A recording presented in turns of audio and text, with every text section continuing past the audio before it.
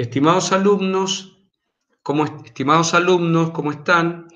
Vamos a ver el tema, vamos a presentar un pequeño trabajo para analizar el efecto piramidación.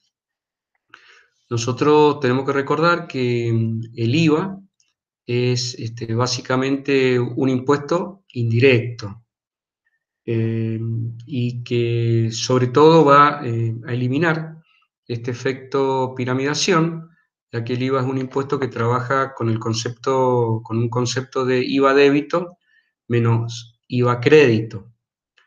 El efecto piramidar ya lo habíamos conversado, ¿no es cierto?, cuando vimos el tema del IVA.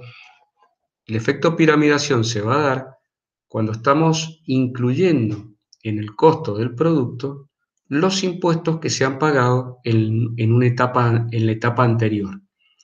Por lo tanto, cuando se incluye el costo de los impuestos al valor de los insumos y sobre eso se calculan los márgenes de beneficios, estamos de alguna manera piramidando, estableciendo, ¿no es cierto?, un mayor valor de aquel que tenemos que establecer. Por lo tanto, el IVA nunca es costo en la determinación del proceso final que termina, ¿no es cierto?, la última etapa, que es cuando el consumidor final termina comprando el producto. Vamos a analizar, ¿no es cierto?, un pequeño ejercicio que está en el PowerPoint que yo les he subido para determinar cómo se da este efecto piramidación. El efecto piramidación se puede producir en todo tipo de impuestos indirectos, ¿sí? Recordemos la diferencia entre impuestos directos e impuestos indirectos. Y en este caso, cuando los empresarios establecen sus precios aplicando márgenes comerciales, es decir, cuando incorporan al costo de los insumos un porcentaje para cubrir gastos de transformación y de sus beneficios. Si nosotros miramos la siguiente tablita, vemos que hay tres etapas: el fabricante, el mayorista y el minorista. Esto sería fijación de precios mediante un margen con un impuesto en la primera de las etapas antes de llegar al consumidor, que sería el fabricante. Si nosotros decimos el fabricante tiene insumos por 10.000 pesos, él establece un margen donde incluye todos sus gastos e incluye el beneficio del 200%. El 200% de 10.000 son 20.000 pesos. El precio de venta será 30.000. Hasta ahora no ha aparecido ningún impuesto que haya establecido el Estado. Esos 30.000 van a ser el costo para el mayorista. Si el mayorista trabaja con un margen del 100%, el 100% de 30.000 serán 30.000. El precio de venta del mayorista al minorista serán de 60.000 pesos. Los 60.000 pesos del minorista, que es el costo, le agrega el margen, que en el caso del minorista es del 300%, el 300% de 60.000 son 180.000, el consumidor, cuando se lleva esa unidad, termina pagando 240.000 pesos. Es decir, en esta tabla, ¿no es cierto?, están perfectamente establecidos cuál es la situación inicial. Ahora, si el gobierno decide aplicar un impuesto sobre los fabricantes, ¿sí?, sería sobre la primera de las etapas, un impuesto sobre la primera de las etapas, que sería la etapa más lejana hacia el consumidor. Y si el impuesto es del 10%, analicemos qué ocurre con esta situación inicial. El fabricante tiene la materia prima a 10.000 pesos, tiene el margen del 200%, el precio de venta de 30.000 pesos, y ahora tenemos un impuesto del 10% sobre el precio de venta, un impuesto de 3.000 pesos. 3.000 pesos es el 10% de 30.000. Y habíamos establecido que el impuesto se aplicaba en esta etapa del proceso productivo. Por lo tanto, el mayorista, ¿qué va a tomar ahora como costo? No va a tomar los 30.000 que había tomado en la situación inicial, sino que el costo va a ser 33.000. ¿Pero qué ocurre? Él a los 33.000, ¿sí?, sobre los 33.000 que tienen incorporado el costo del impuesto del 10%, tiene que calcular su margen. El margen es del 100% y el 100% de 33.000, en este caso va a ser 33.000. Por lo tanto, el precio de venta va a ser de 66.000. Ahí en el apunte, en la filmina dice 60.000, pero son 66.000, que son los que se trasladan al minorista, ¿sí? Como 66.000. El minorista, ¿sí? Va a aplicar el margen que es del 300%, en este caso serían 198.000, y el consumidor va a terminar pagando 264.000 pesos. ¿Cuánto pagaba el consumidor sin el impuesto que el Estado decidió aplicar en la primera etapa al fabricante del 10%? Y el consumidor pagaba 240.000 pesos, que son los que están acá en la situación inicial. Con la aplicación de un impuesto del 10% en la primera etapa y cuando los empresarios calculan sus márgenes sobre los costos que vienen incrementados con los impuestos, ahora el consumidor final va a terminar pagando 264.000 pesos. Es decir, acá hay una diferencia importante, que es lo que pagaba antes el, el consumidor, 240.000, y lo que termina pagando ahora, que son 264.000. Si nosotros analizamos la diferencia, 264.000 ahora contra 240.000 sin impuesto, la diferencia son 24.000 pesos. Ahora, el impuesto que el Estado había establecido era solo de 3.000 pesos. Es decir, el Estado recaudó 3.000 pesos, pero la diferencia de precios ahora es de 24.000. Por lo tanto, hay que hacerse una pregunta. ¿Dónde está esa diferencia? Si nosotros a 24.000 pesos, que es la diferencia entre lo que pagaba y lo que paga el consumidor, le restamos la recaudación, que son 3.000 pesos, hay una diferencia de 21.000 pesos. ¿Dónde está esa diferencia? Bueno, esa diferencia está en los márgenes de utilidad que van a tener el mayorista y el minorista. Y analicémoslo. ¿Cuánto era el margen que tenía el mayorista sin impuestos? 30.000. ¿Cuál es el margen con impuestos? 33.000. Quiere decir que sin haber efectuado ningún esfuerzo, el mayorista tiene un incremento, es un efecto renta que se produce, de 3.000 pesos. Y el minorista, que antes tenía un margen de 180.000 pesos, ahora va a tener un margen de 198.000 pesos. Es decir, son 18.000 pesos de diferencia.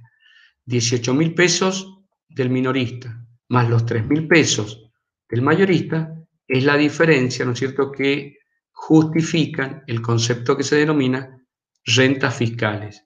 Es decir, ¿qué es lo que ha terminado produciendo este impuesto aplicado en una etapa muy lejana al consumidor? Lo que ha terminado produciendo es lo que se llama un efecto renta fiscal, por haber aplicado un impuesto en la primera etapa del proceso productivo. Si nosotros ahora tomamos otro ejemplo y decimos, ¿qué pasa si el Estado aplica un impuesto del 5% en la etapa mayorista? O sea, nosotros partimos nuevamente de la primera etapa, de la primera situación inicial, ¿sí? La primera situación inicial la tenemos acá, y ahora el impuesto no va a ser en el fabricante, que era el 10% sobre 30.000, sino que va a ser un impuesto del 5% en la etapa mayorista. Si nosotros analizamos esta situación, ¿sí?, la de 5% en la etapa mayorista, el 5% sobre los 60.000, ¿sí? Tenemos por acá, tenemos por acá,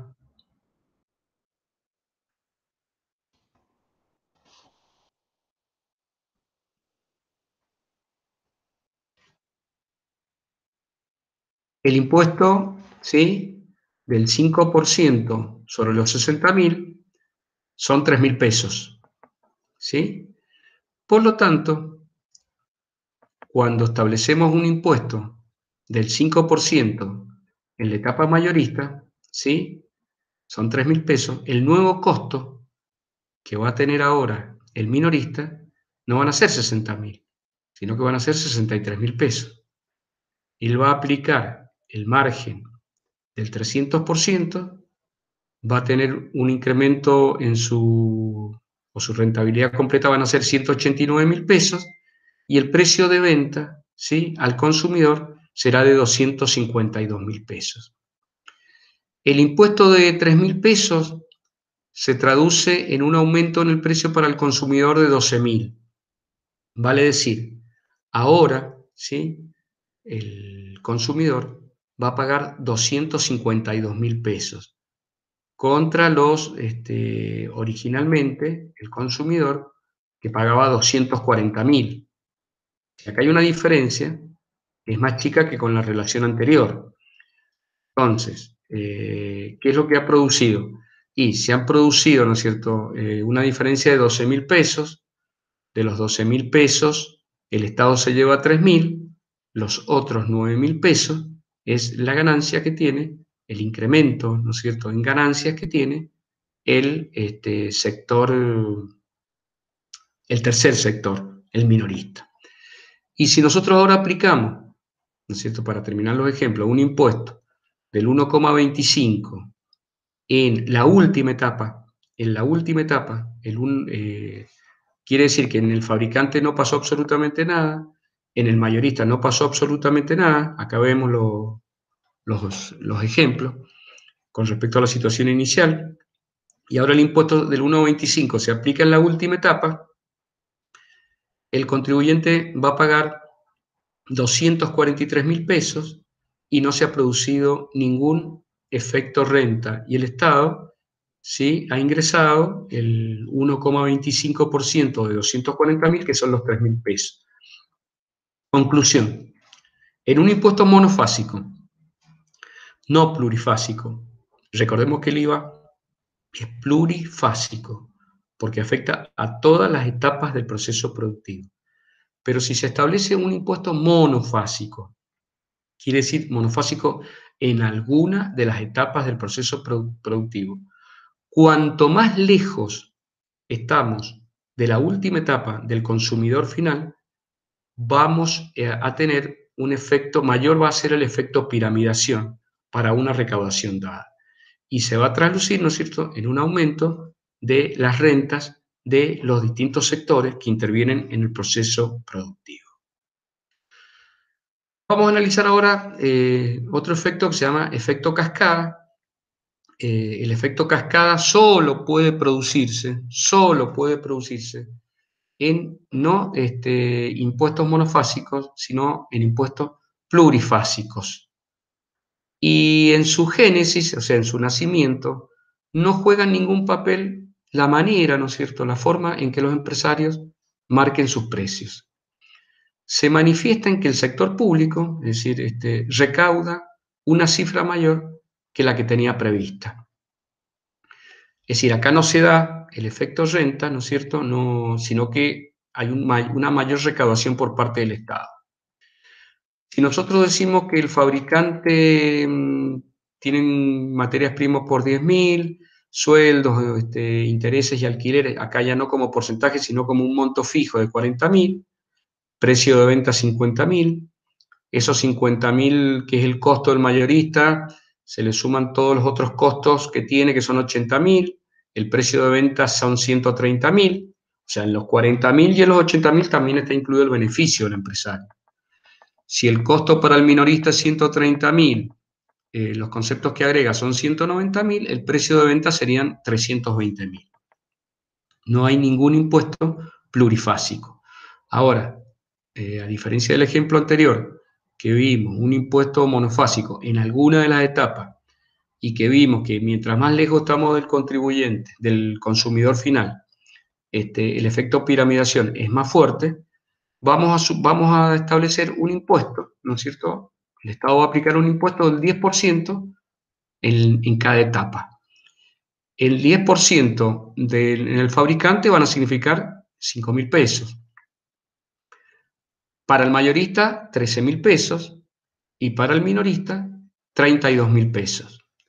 Es decir, acá tendríamos, ¿no es cierto?, toda la recaudación que tendría el Estado, que sería la suma de los 5.000 pesos más los 13.000 pesos más los 32.000 pesos.